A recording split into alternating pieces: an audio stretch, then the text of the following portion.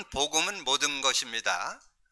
거기에 대한 답이 있어야 여러분 올바른 신앙생활이 되어질 수 있습니다.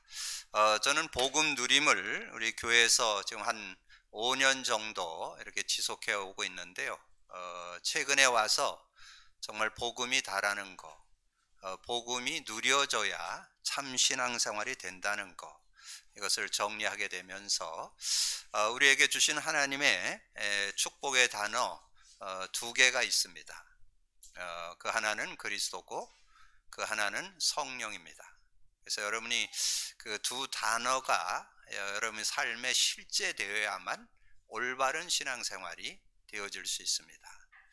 그냥 뭐 단어를 아는 정도로 그쳐서는 안 되고 여러분 삶에 실제로 적용, 체험되어지는, 그래서 그걸 말해서 누림이라고 그래요. 누림, 인조이. 그래서 정말 그 그리스도 안에, 성령 안에서 삶을 살아가는 그런 삶이 되어야 진정한 삶이 되어질 수 있다는 거죠. 우리 인간에게는 유일한 문제, 창세기 3장이 터졌습니다. 그래서 선악과를 따먹고 근본 문제 세 가지, 그리고 그 결과로는 여러 가지 문제 가운데 살아갈 수밖에 없는 그런 인간이, 근데 거기서 빠져나오고 승리할 인간은 아무도 없어요. 그래서 하나님이 거기서 빠져나오고 승리하는, 그래서 구원과 승리의 길로 주신 단어가 그리스도입니다. 그래서 여자의 후손 예수, 그 예수가 그리스도가 되셔서 인간으로는 해결할 수 없는 하나님 만나는 길이 되십니다. 죄와 저주에서 해방 주셨습니다. 사단 이긴 권세를 주셨습니다. 그것이 그리스도의 의미죠. 그 그리스도의 의미를 여러분이 알고 믿고 영접할 때 구원받고, 그리고 그 그리스도를 여러분 누리게 될 때 승리하게 됩니다. 응답도 받게 되고 치유도 되고 뭐 답도 얻게 되고 승리하는 그런 삶이 되게 되는 거죠. 자, 그러면서 우리가 하나 더 또 기억해야 될 것이 성령입니다. 성령. 이 성령에 대한 그런 바른 이해가 여러분 돼 있어야 하나님 주시는 올바른 그런 응답과 축복을 누릴 수 있습니다. 여러분 인간 창조 원리가 뭘까요? 인간 창조 원리가, 우리가 보통 인간 정의를 창세기 1장 27, 28절로 말씀하죠. 하나님이 자기 형상으로 남자와 여자를 창조하시되 그 생육하고 번성하고 땅을 정복하고 다스려라, 그렇게 말씀을 주셨는데, 근데 거기에는 조금 구체적인 의미라기보다는 그 좀 인간 정의로 정리되어 있지만, 좀 특별히 한국말에는 이 형상 그러면 뭐 닮았다, 모양 뭐 이런 의미로 우리가 좀 느끼기 때문에 뭐 물론 깊이 우리가 주석을 찾아보고 원문을 찾아본다면 그 의미를 우리가 좀 알 수 있지만, 좀 이렇게 쉽게 좀 이해할 수 있는 것은 창세기 2장을 좀 보셔야 됩니다. 그래서 창세기 2장은 인간을 중심으로 해서 이렇게 기록되어 있기 때문에 거기에 정확한 인간 정의가 구체적으로 나옵니다. 그것이 창세기 2장 7절 8절입니다. 7절에 보면 하나님이 사람을 흙으로 만드시고 생기를 불어넣으니 생령, 이 생령이 있을 때 8절에 에덴을 창설하시고 인간을 거기 두었더라. 그래서 그 생령이 있을 때 에덴의 축복이 있다는 거죠. 그 에덴이란 말은 기쁨, 만족, 행복하다는 그런 뜻이에요. 그래서 그런 응답을, 그래서 만물의 영장으로 에덴의 축복을 누리면서 살아가는 게 인간이죠. 근데 그 인간에게 선악과 사건, 창세기 3장이 터지면서 이제 하나님을 떠나게 되고, 그리고 죄와 저주 가운데 사단에게 잡히게 되는 그런 모습이 나오죠. 그래서 여러분 성경을 좀 잘 정리해 보셔야 되는데, 창세기 6장 3절에서 7절에 정확하게 나옵니다. 3절에 여호와께서 이르시되 나의 영이 영원히 사람과 함께하지 아니하리니, 그렇게 말씀해 주고 있어요. 영원히 함께 안 하는, 영이 떠나버린, 그래서 인간이 육체가 되니라, 그렇게 말씀했어요. 육체가 됐어요. 그래서 그 육체가 된 인간은 네피림에게 영향을 받게 되고 제약과 제약 속에 살아가는 그런 모습이 되어진다, 이렇게 말씀해 주고 있습니다. 그래서 그러면 이 창세기 6장의 모습에서 어떻게 우리가 구원받겠는가? 우리의 힘과 능력으로는 구원 못 받는다 그랬죠? 그래서 예수 그리스도를 믿을 때 우리가 구원받게 되는데, 구원받을 때 오는 축복을 성경은 구체적으로 설명해 줬어요. 요한복음 1장 12절 13절. 영접하는 자, 그 이름을 믿는 자들에게 하나님의 자녀가 되는 권세를 주셨으니 이는 혈통으로나 육정으로 나지 않고 하나님께로 났다. 그 하나님께로 났다는 말이 뭔 뜻인가를 이해해야 되겠죠? 그게 요한복음 3장 6절입니다. 육으로 난 건 육이고 영으로 난 건 영이다. 그럼 영으로 났다는 말이 뭔 뜻일까요? 그럼 정리되어 있어야 되겠죠? 요한복음 14장 16, 17절. 내가 아버지께 구하겠으니 보혜사 성령이 와서 너희와 영원히 함께 할 것이고 그는 진리의 영이라. 세상은 능히 그를 받지 못하고 듣지 못하고 알지 못하는데 너는 안다. 너희와 함께 거하시며 너희 속에 계신다. 그래서 우리가 구원받았다는 것은 이 성령을 받았다, 우리가 영생 얻었다, 생명 얻었다, 이렇게 보통 알고 있는데, 생명을 얻을 때 성령을 소유하게 됩니다. 그래서 원래 창조했던 그 인간에게 있던 생령, 그 생령이 회복되는 것이 구원이에요. 구원받았을 때 성령이 우리 안에 함께하고, 그리고 그 성령의 인도받는 것이 신앙생활이고, 그 성령의 능력을 누리면서 사는 게 여러분의 삶이고 신앙생활입니다. 그래서 예수님이 이제 마지막 이제 부활 승천하시고 떠나가기 전에 부탁을 하잖아요. 하나님 나라의 일을 설명을 하고, 예루살렘을 그 사도와 함께 모이사 너희는 예루살렘을 떠나지 말고 내게 약속한 거 기다리라. 요한은 물로 세례를 베풀었으나 너희는 성령으로 세례를 받을 것이다. 그래서 사도행전 1장 8절에 오직 성령이 너에게 임하시면 너희가 권능을 받고 예루살렘 온 유대 사마리아 땅끝까지 이르러 내 증인이 되리라. 그래서 이 성령의 능력을 받게 되어질 때 여러분에게 열려지는 그 응답이 있는데, 그게 자동문이요. 신앙생활은 하는 게 아니고 되어집니다. 성령의 능력을 누리는 게 신앙생활이에요. 성령의 능력을 누릴 때 성령 충만하면 여러분 자신, 인간관계 모든 걸 넘어서게 되고, 전도문도 열리고, 그때 말씀도 성취되고, 3천 제자가 일어났다, 3천 신도가 일어났다, 그런 열매들이 맺어지게 되고, 그리고 여러분 삶의 이제 현장에 말씀 운동이 일어나고 막 그런 증거가 일어나는, 되어지는 그런 응답이 있게 된다는 거죠. 그래서 여러분 이제, 그래서 여러분이 메시지도 많이 듣고 전체 메시지 흐름도 좀 많이 타야 되는 거는, 뭔가 단어나 어떤 문장, 성구, 내용 이런 것들이 알고 있을 때 여러분 것이 되는 거예요. 그래서 여러분이 이 사도행전 1장 8절을 붙잡을 때 오직 성령이 너희에게 임하시면, 그 말은 전제 조건이 있어요. 임하려면 여러분이 뭘 해야 돼요?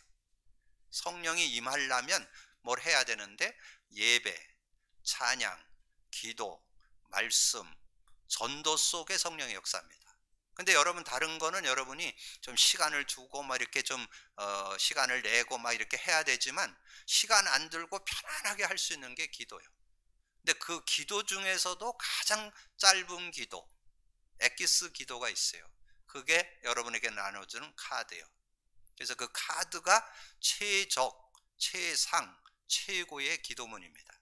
그럼 그것만, 그럼 뭐 누구든지 남녀노소 지식고하를 막론하고 연령을 초월해서 누구든지, 저는 이 뭐 연세 있는 분들도 얼마든지 할 수 있고, 우리 뭐 렘넌트들 어린 나이 태영아부에도 얼마든지 할 수 있는 그런 내용이라고 저는 봅니다. 그래서 그걸 고백 선포만 하면 반드시 일어나는 일인데, 영적 과학, 성령이 역사합니다. 성령이 역사할 때 어떤 일이 일어나는가 알아야 되겠죠? 그게 이제 여러분의 지식이요. 알고 있으면 아는 만큼 누리는 거예요. 여러분이 성령이 역사하면 권능을 받는데, 오력, 아는 사람도 있고 모르는 사람이 있겠죠? 오력이 뭐예요? 영력, 지력, 체력, 경제력, 인력. 그게 그냥 오는 거예요. 그게 여러분이 영역을 얻어서 모든 것에 영향 안 받으면 좋겠죠? 모든 것 지혜로 풀어가는 지력이 있으면 좋겠죠? 체력이 있으면 좋겠죠? 경제력, 인력. 그게 언제 온다? 성령 충만할 때, 성령을 받을 때, 성령이 역사할 때 오력이 옵니다. 자, 그래서 여러분 그 증거를 제대로 누렸던 한 사람 소개하면 누구예요? 요셉.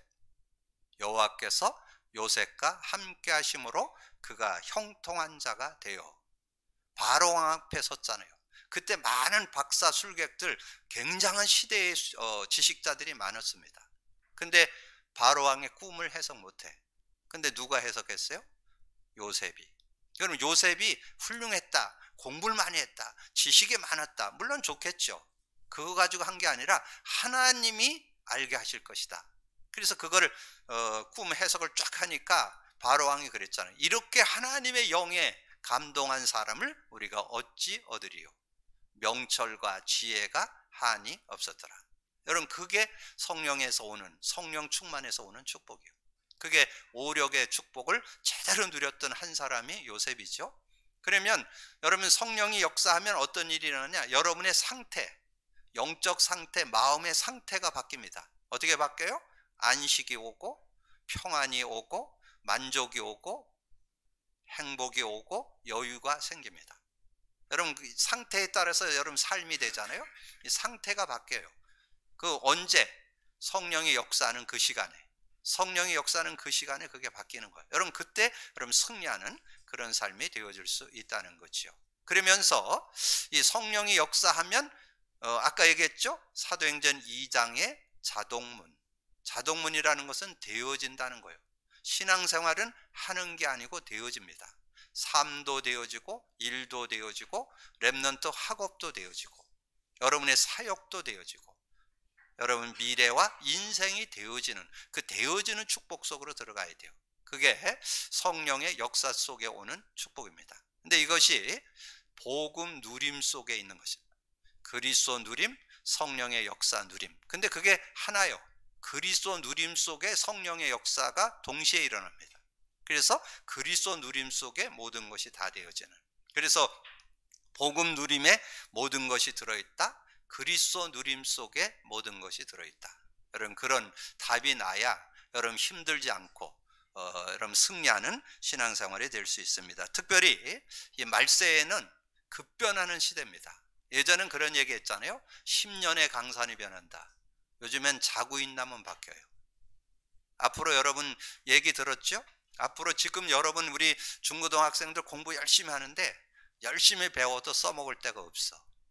4차 산업, 5차 산업 때문에요. 지금 거의 직장, 지금 여러분 보편화되어 있는 직장, 좋은 직장이라 하는 게 어디요? 은행. 뭐 좋은 직장이라는 건 뭐요? 뭐 이렇게 가서 일하는 그런 어떤 직장에 들어가서 일하는 거 거의 다 문 닫힙니다. 앞으로 급변하는 시대에 정말 성령의 능력, 복음의 능력 아니면 세상 살기 어려워요. 예수 당연 필연 절대로 믿어야 돼요. 앞으로는 예수 안 믿으면 세상 살기 어려워요. 근데 예수 믿어도 못 누리는 사람 많아요. 복음 누려야만 돼요. 그리스도 누려야 돼요. 성령의 역사 누려야만 승리하는 삶이 되어질 수 있습니다. 여러분 복음 누리게 되기를 주님의 이름으로 축복합니다. 자, 시대에 부름받은 스가랴. 하나님께서는 시대마다 이 제사장을 세워서 설명하기도 하고 왕을 세워서 설명하기도 하고 특별히 선지자들이 17명이 섰죠. 대선지자 5명, 소선지자 12명. 그래서 선지자들을 통해서 하나님은 그 시대를 깨우는 메시지를 주는, 말씀을 주는데 특별히 이 시대에 부름받은 스가랴가 하나님 앞에 말씀을 받아서 전달하는 그 전달한 내용이 기록된 게 오늘 스가랴서 14장입니다. 증거됐잖아요. 근데 그것이 성경에 나와요.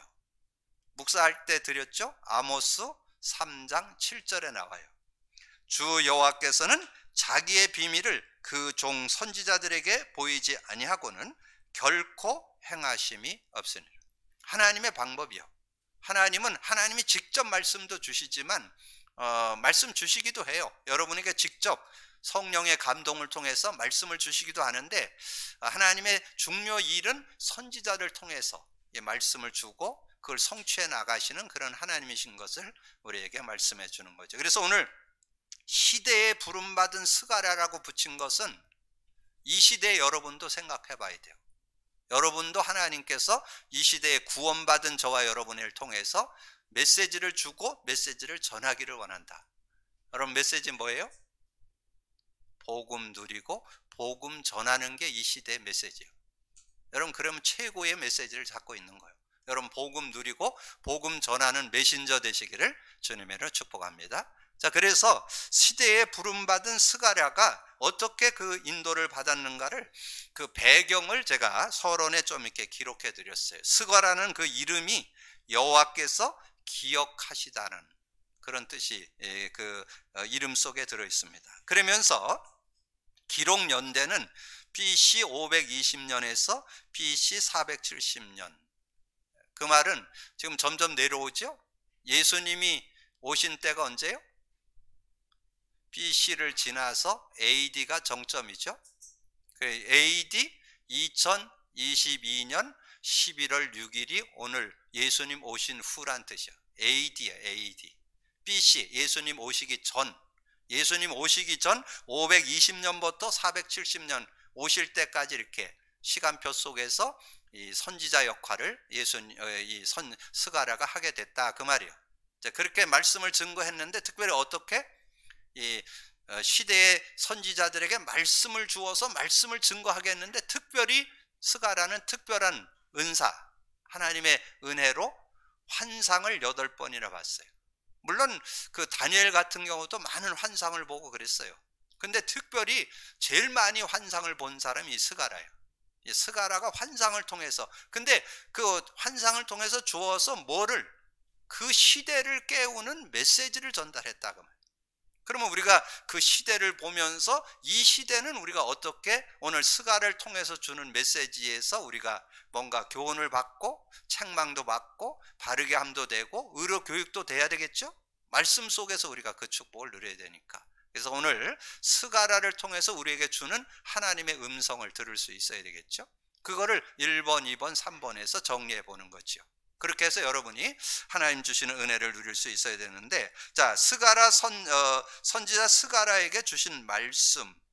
그래서 오늘 스가랴 1장 1절 2절 이렇게 같이 좀 보면, 다리오 왕 제2년 8째 달에 여호와의 말씀이 이도의 손자 베레게의 아들 선지자 스가랴에게 임하여 이르시되, 여호와가 너희의 조상들에게 진노하였느니라.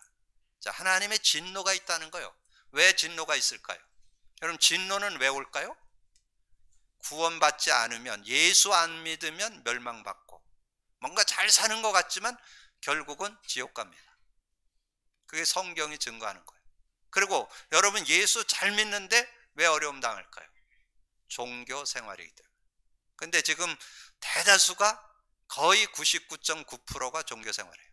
뭔가 자기 나름대로 신앙생활 하는데 복음 받고 복음 갖고 누리는 자가 거의 없어요. 거의 찾아보기 어려운 시대에 저와 여러분이 제 얘기 아닙니다. 어디에 나올까요? 성경이 증거했어요. 말세에 일어날 일을 디모데후서 3장 1절에서부터 17절까지 쭉 나오는데, 중요한 것이 디모데후서 3장 1절에서 7절을 여러분 잘 상고하셔야 돼요.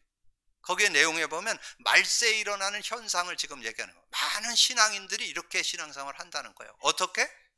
너는 이것을 알라. 말세에 고통하는 때가 이르러 사람들이 자기를 사랑하며 돈을 사랑하며 자랑하며 교만하며 비방하며 부모를 거역하며 감사하지 아니하며 거룩하지 아니하며.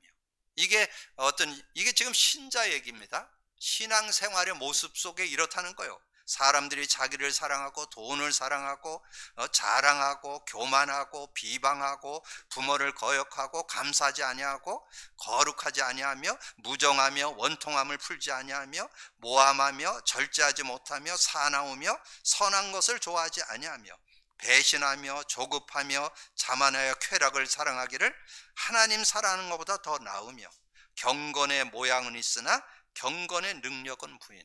경건의 모양은 있어요. 하나님 잘 믿고 있고 메시지 잘 따라가고 있고 말씀 계속 붙잡고 있고, 근데 복음은 놓쳐버렸어. 복음을 안 누려. 복음 안 누리면 뭔가 자기 의의를 갖고 살아야 돼요.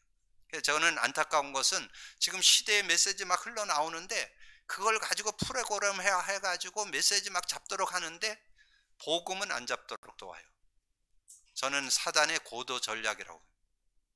사단의 고도 전략.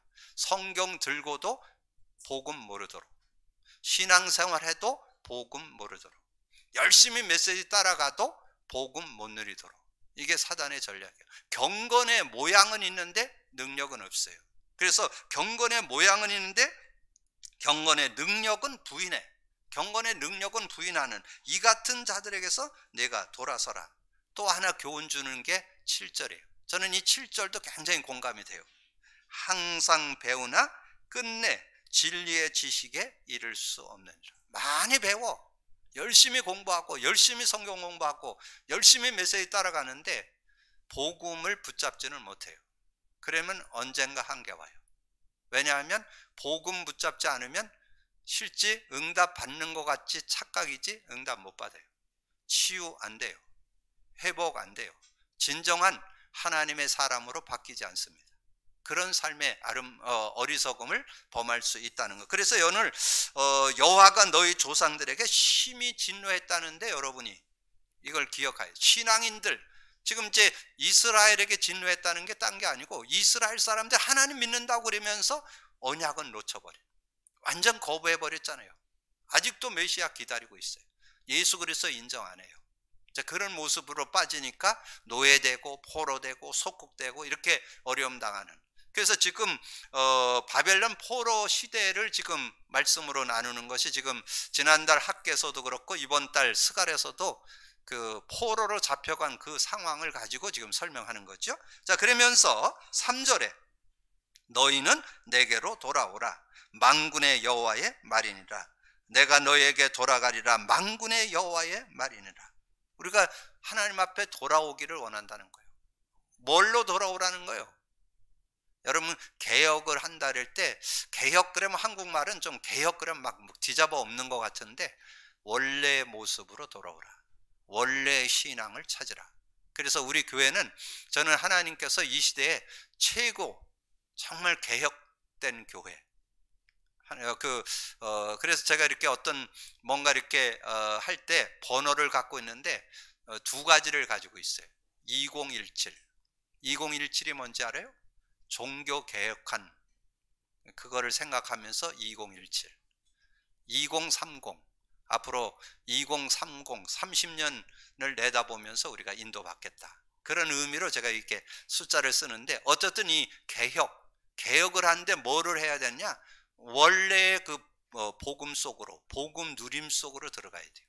그래서 여러분이 여러분 자신이 하나님께로 돌아오는데 어떻게 돌아와야 되느냐? 정말 바른 언약 속으로 들어갈 수 있는 그런 모습. 그래서 여러분 회개 많이 얘기하잖아요. 회개는 뭐 많은 사람들이 막 뉘우치고 막 눈물 많이 흘리면 막 제대로 회개했다고 그랬는데 진짜 회개는 돌이키는 거예요. 돌이키는. 그래서 제가 군대에서 초급 간부를 했기 때문에 제가 이 제식 훈련을 잘 시키거든요. 앞으로 갓, 뒤로 돌아 갓. 잘하죠. 예, 제가 초급 간부였기 때문에 그거를 잘해요. 근데 여러분 신앙생활은 뒤로 돌아가야 돼요. 그냥 돌아가야 되겠다. 뉘우치는 것 갖고 되지 않아요. 어디로 돌아가느냐? 원래의 폼, 리포메이션. 원래의 폼이 뭐예요? 그리스도 한 성령을 그 속으로 들어가는 거예요. 그 속으로 들어가야 실제적인 신앙생활이 되어질 수 있다는 거. 그래서 여러분 꼭 기억하셔서 그 믿음으로 누리기를 바라고. 그래서 뭐라고 나오느냐? 스가랴 1장 4절에서 6절에 보니까 특별히 여러분이 그 4절부터 보시겠습니다. 1장 4절에 너희 조상들을 본받지 말라.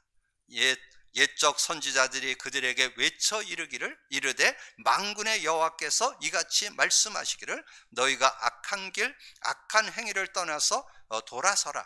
하셨다 하나 그들이 듣지 아니하고 내게 귀를 기울이지 아니하였느니라. 여호와의 말이니라. 그래서 정말 그 언약 안으로 들어가야 되는데 언약 속으로 못 들어가는 5절에 보니까 너희 조상들이 어디 있느냐, 또 선지자들이 영원히 살겠느냐. 그래서 우리가 이 너희 조상을 본받지 말라, 요게 조금 더 얘기하면 여러분이 기존 신자를 본받지 말라.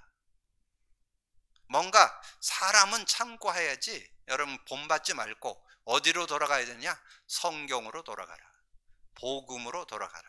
그래서 지난번에 여러분이 그리스도 언약 잡으면 다라는 거를 성경 66권이 하나 얘기합니다. 한 가지. 그래서 제가 CF까지 여러분 예를 들어서 설명드렸잖아요. 성경 66권이 이 손 안에 있어이다. 그리스도. 여러분 그거 담나야만 여러분 진정한 응답 받을 수 있고, 그때 성령의 역사도 실제 누리는 그런 삶이 되어질 수 있어요. 그래서 시대에 정말 복음의 증인으로 섰던 사도 바울은 어디에 있든지 이 그리스도만 증거하는 그런 모습이었잖아요. 그래서 현장에서 사도행전 17장 3절에 정말 성경을 가지고 강론하여 왜 예수가 죽고 부활하셔야 되는 당위성을 설명하며 그 예수가 곧 그리스도라 그렇게 선포를 하고, 그 다음에 18장 5절에 사도행전 18장 5절에 보면 그런 말씀이 나와요. 하나님의 말씀에 붙잡혀서 뭘 얘기하느냐? 예수가 그리스도라고 밝히 증언하니. 그러니까 이 사도 바울의 중심 속에는 뭐가 들어있어요? 여러분 지난번에 말씀드렸죠? 골로새 1장 25절. 내가 교회 일꾼 된 것은 하나님의 말씀을 이루려 함이라. 여러분 말씀을 이룬다는 게 뭐냐? 여러분 만나는 모든 이들이 그리스도로 담나도록. 그래서 그리스도를 믿고 성령을 소유하게 되는데 정말 그리스도 고백 선포 속에 성령의 역사를 누려서 정말 여러분의 수준 연약을 뛰어넘는 응답 속에 들어가는, 그래서 그것에 증인되는 여러분 되기를 주님의 이름으로 축복합니다. 자, 그래서 스가랴 선지자에게 환상으로 주신 말씀, 이제 조금 더 그런 내용을 선지자에게 말씀을 주는데 그걸 환상을 통해서 주시는 말씀이 오늘 스가랴서 1장 7절 8절을 봅니다. 다리오 왕 제2년 11째 달 곧 스바덜 24일에 이또의 손자 베레가의 아들 선지자 스가랴에게 여호와의 말씀이 임하니라. 내가 밤에 보니 한 사람이 붉은 말을 타고 골짜기 속 화석류 나무 사이에 섰고 그 뒤에 붉은 말과 자줏빛 말과 백마가 있기로. 이 환상을 통해서 말씀을 받게 됐다는 거죠. 그래서 12절에 여호와의 천사가 대답하여 이르되 만군의 여호와여, 여호와께서 언제까지 예루살렘과 유다 성읍들을 불쌍히 여기지 아니하시려 하나이까? 이를 노하신 지 70년이 되었나이다. 자, 이것은 이스라엘이 지금 언약을 놓쳐버려서 그 후대가 바벨론 나라의 포로로 잡혀간 지 70년이 됐다 그 말이에요. 70년. 이 70년의 고통 속에 있는데 언제까지 계속 이러고 있어야 됩니까? 이거를 지금 이 환상을 통해서 이 스가랴에게 보여준 거죠. 그러면서 이제 말씀한 것이 13절에서 16절이죠. 13절에 여호와께서 내게 말하는 천사에게 선한 말씀, 위로하는 말씀으로 대답하시니라. 선한 말씀, 위로의 말씀을 했는데 그 말씀의 내용이 16절이에요. 16절. 여러분 주보에다가 제가 지금 얘기하는 걸 적어 놓으시고 연결해서 보셔야 그 말씀의 흐름을 제대로 볼 수 있어요. 13절을 보시고 16절. 그러므로 여호와가 이처럼 말하노라. 내가 불쌍히 여김으로 예루살렘에 돌아왔은즉 내 집이 그 가운데 건축되리니. 성전을 건축해야 된다 그 말이에요. 재건해야 된다 그 말이죠. 성전을 건축할 때 하나님이 은혜 주신다는 그 말은 뭐예요? 성전을 건축한다, 재건한다, 개혁하라는 거죠.